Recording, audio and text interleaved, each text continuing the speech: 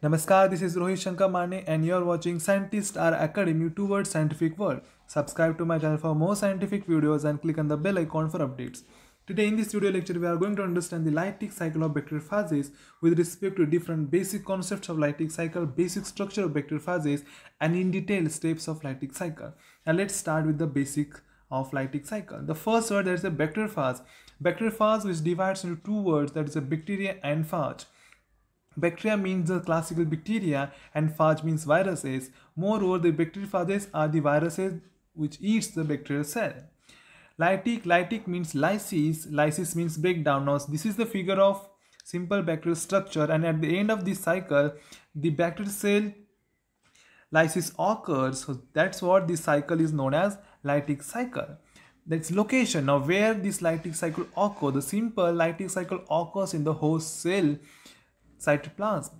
Virulence. What is virulence? Virulence means it is a virulence factor present inside the viruses. It means the viruses are able to do lytic cycle.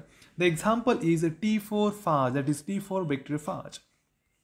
Many times the question arises that are viruses alive? If no, what is the reason? If yes, what is the reason behind that? Now see, are viruses alive? If we say no, then what is the reason? That they don't have both DNA and RNA. They do not do metabolism. They are not made up of cells. They cannot do their reproduction without host. That's what they are not alive. If we say that viruses are alive, then what is the reason? That they have DNA or RNA. They do metabolism inside the host. They have their own organization inside the host. They can adopt surroundings. That's what the viruses are alive or not. Next, the steps of lytic cycle. The first is attachment, penetration, injection, replication, assembly, packaging, and lysis of bacteria. Now here what you have to understand, the phage must be able to recognize a bacterium that can multiply by binding to the bacterial cell surface.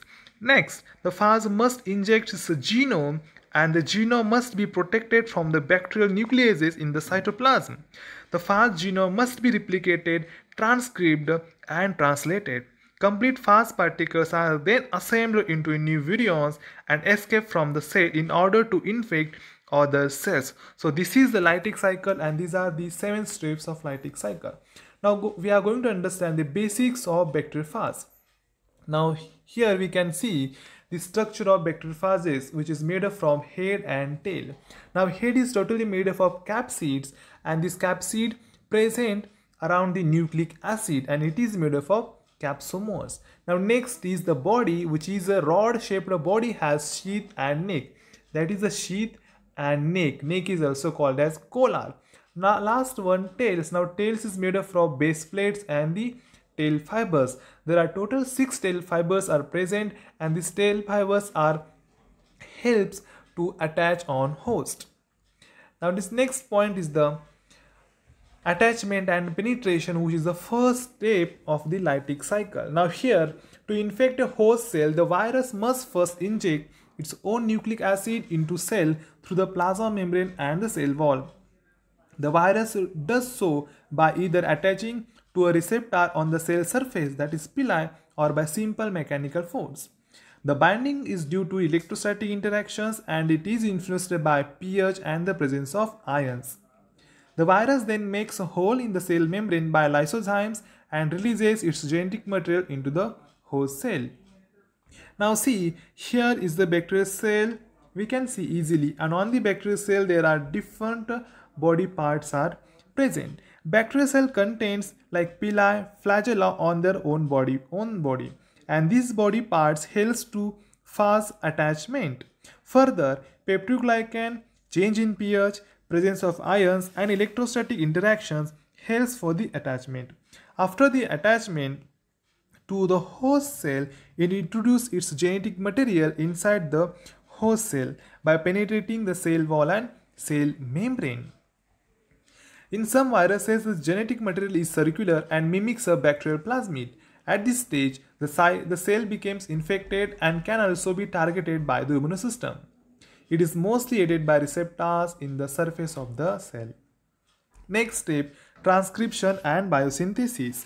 Now here The virus hijacks the cell's replication and translation mechanisms, using them to make more viruses. The virus's nucleic acid uses of both host cell's metabolic machinery to make large amounts of viral components. If we have DNA viruses, then this DNA first transcribed into the RNA and it is used for the biosynthesis.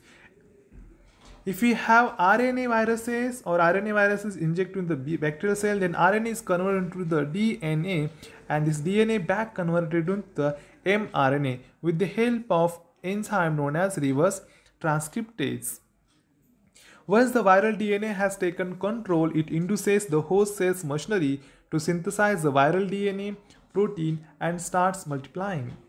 The biosynthesis is regulated in 3 phases of mRNA production, followed by a phase of protein production. Now here, once the bacteriophage genome enters the cytoplasm, it subverts the host's nucleic acid and protein synthesis apparatus and initiates the synthesis of viral proteins and DNA. As the virus proteins are synthesized, they self-assemble into viral components such as head, tail and tail fibers. And this biosynthesis is regulated by 3 steps. First one, that is early phase, second one middle phase, and third one, that is the late phase. Now here in the early phase, what happens? Now it is known as early proteins. Now early proteins are synthesized in the early phase. Now what is the function of these early proteins? Now here the modification of transcriptional process occurs by the RNA polymerase enzyme. T4 phage changes sigma factor which is present in the all RNA polymerase so that the only T4 middle proteins get recognized during the process. Now it helps to produce virus nucleic acid and different structure or different body parts of viruses. Last step is the maturation and the lysis. Let's see how it happens. About 25 minutes after initial infection, approximately 200 new virions or bodies formed in the cytoplasm. Once enough virions have matured and accumulated, specialized viral proteins are used to dissolve the cell walls. The cell burst undergoes cell lysis due to high internal osmotic pressure that can longer be constrained by the cell wall. This releases the progeny into surrounding environment where they can go on to infect other cells and another cell cycle begins. Now here the assembly process results in the formation of numerous intact phases particles within the cell. After the assembly step is completed, viral proteins cause the lysis of the host cell with the help of enzyme known as lysozymes and due to the osmotic pressure present inside the host cell. Now this is the whole life cycle, that is a lytic cycle of the bacteriophages. Now the first step is the attachment. Now here we can see the bacteriophage which is present on the cell surface. What happens here? The phage attaches to the surface of the host. Second step is the penetration. The viral DNA enters the host cell. Now here we can see the viral DNA which is entering inside the host cell. Third step is the biosynthesis. Phage DNA replicates and phage proteins are made. Now here we can easily see the phage proteins and the different body parts. Fourth is the maturation. After biosynthesizing, all body parts will come together and they will form the own structures of bacteriophages known as maturation.